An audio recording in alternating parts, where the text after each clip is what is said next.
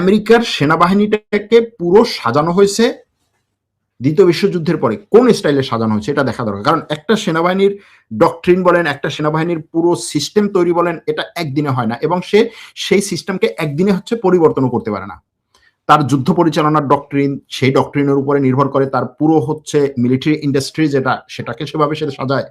সে যেভাবে ফিল্ডে যুদ্ধ করবে, তার সামরিক প্রতিরক্ষার শিল্পটাকেও সে সেভাবেই সাজায় যে আমার এই জিনিস বেশি দরকার, আমি এইভাবে যুদ্ধটা করব। এক এক দেশের যুদ্ধ করার পলিসি, যুদ্ধ করার স্ট্র্যাটেজি এক এক রকম।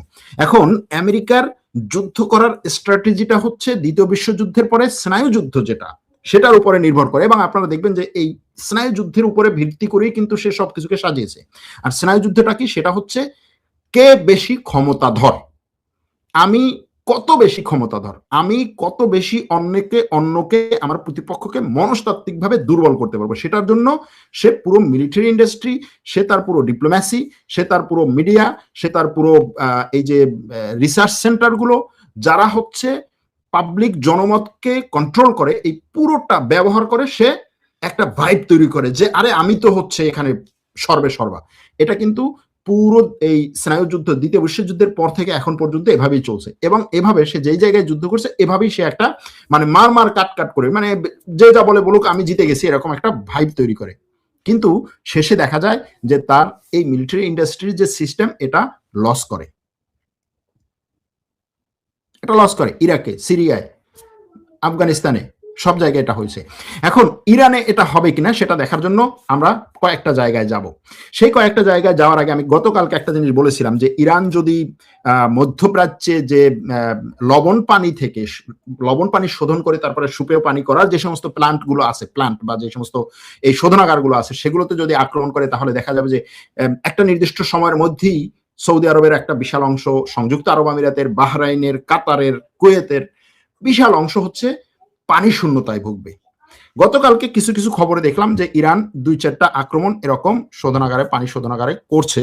এখন এটা কন্টিনিউ করবে কিনা, কত বড় করবে, এটা দেখার বিষয়। এই যে যুক্তরাষ্ট্র যুদ্ধ করার যে পরিকল্পনা এবং তার ইরানকে আক্রমণ করার যে চিন্তা ভাবনা, এই চিন্তা ভাবনা সে যেমন পরিকল্পনাগুলো সাজিয়েছে, ইরানও কিন্তু তার পরিকল্পনাগুলো তার সক্ষমতা অনুযায়ী সে সাজিয়েছে যে আমার এই 5টা জিনিস আছে, এই 10টা জিনিস আছে, এটা দিয়ে আমি ওকে কিভাবে আক্রমণ করবো। এবং আপনারা জানেন যে 12 দিনের যুদ্ধে ইরান কিন্তু যেইভাবে আক্রমণ করেছে, তখন ইরান আক্রমণের চোখ বেশি করেছে আমেরিকা ইসরায়েল এরকম একটা যুদ্ধ হলে কোন কোন জায়গা থেকে, কোন কোন দিক থেকে তাকে কিভাবে আক্রমণ করতে পারে, এবং সেই আক্রমণ প্রতিহত করার জন্য তার কি কি করা লাগবে। এজন্য দেখবেন যে এবারের যুদ্ধের শুরুতেই ইরান যে কাজটি করেছে সেটা আমেরিকার চোখগুলোতে আক্রমণ করেছে। অর্থাৎ এই অঞ্চলে আমেরিকার যেই সমস্ত রাডার ছিল, সেই রাডারগুলোতে আক্রমণ করেছে একেবারে যুদ্ধের শুরুতেই। কেন? কারণ সে ওই সময় থেকে এটা প্রস্তুতি নিয়েছে যে আমেরিকা যদি আঘাত করে, আগে আঘাত আসবে ওখান থেকে, এবং আমেরিকা যদি আমার উপরে যদি সে খবরগিরি করে, তাহলে সে করবে তার এই অঞ্চলে এই যে রাডারগুলো আছে সেগুলো দিয়ে। সে এই জন্য এই রাডারগুলোতে আক্রমণ করেছে। এ গেল এক, অর্থাৎ এটা ইরানের পরিকল্পিত একটা বিষয়। আরেকটা ইরানের জনগণ, ইরানের সরকার এমন ভাবেই তৈরি হওয়া যে আমেরিকা ইসরায়েল একদিন ইরানে আক্রমণ করবে, সুতরাং আমার সেটার জন্য প্রস্তুত থাকতে হবে। কিন্তু মধ্যপ্রাচ্যের যে দেশগুলো, সেই দেশগুলোর জনগণ, সেই দেশগুলোর সরকার একদিন আমাদের উপরে ইরান থেকে আক্রমণ আসবে, সেটার জন্য আমাদের প্রস্তুত হতে হবে, এভাবে সে তার জনগণকে প্রস্তুত করে নাই।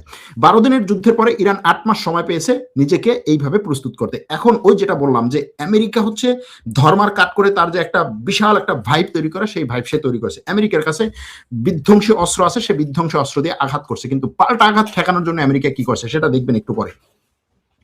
এখন এই যে 8 মাস ধরে সে প্রস্তুতি নিয়েছে, তার প্রক্সি গ্রুপগুলোকে, যেগুলো তার কাছ থেকে হাতছাড়া হয়ে গেছে বা যেগুলোর সাথে তার যোগাযোগ বিচ্ছিন্ন, সরাসরি যোগাযোগ বিচ্ছিন্ন, সেগুলোকেও সে ইঙ্গিত দিয়ে রেখেছে, এবং সেই প্রক্সি সংগঠনগুলো এখন দেখা গেছে আস্তে আস্তে কিন্তু অ্যাক্টিভ হচ্ছে।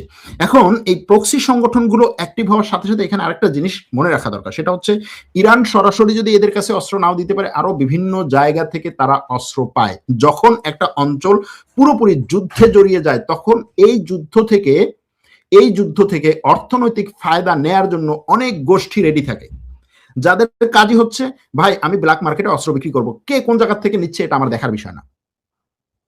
এটা আপনারা ইউক্রেনেও দেখেছেন যে ইউক্রেনের ব্ল্যাক মার্কেটে এই রাশিয়ার অস্ত্র বিক্রি হচ্ছে। এরকম হয়েছে, অর্থাৎ আপনার প্রতিপক্ষ কিন্তু তার অস্ত্র আপনার প্রতিপক্ষের কাছে যাচ্ছে, এরকম একটা আপনার অস্ত্র আপনার প্রতিপক্ষের কাছে যাচ্ছে। সুতরাং এরকম ঘটনা ঘটার সম্ভাবনা আছে।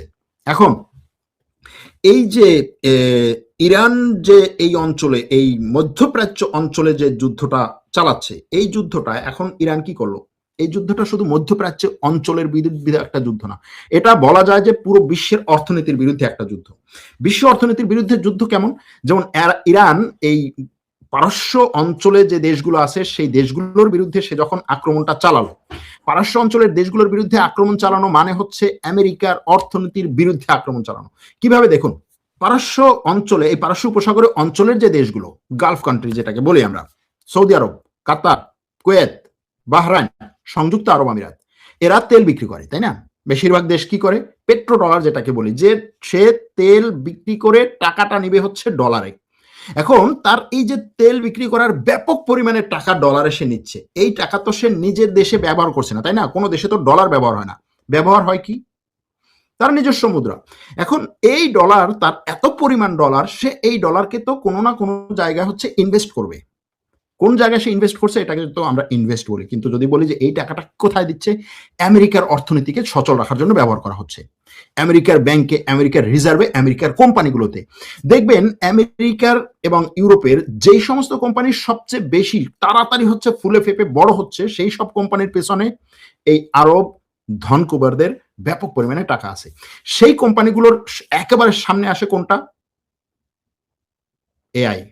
আমেরিকার এআই ভিত্তিক যতগুলো কোম্পানি আছে প্রায় সবগুলোতে, সব বড় বড় কোম্পানিতে ব্যাপক পরিমাণে টাকা ঢালা হচ্ছে।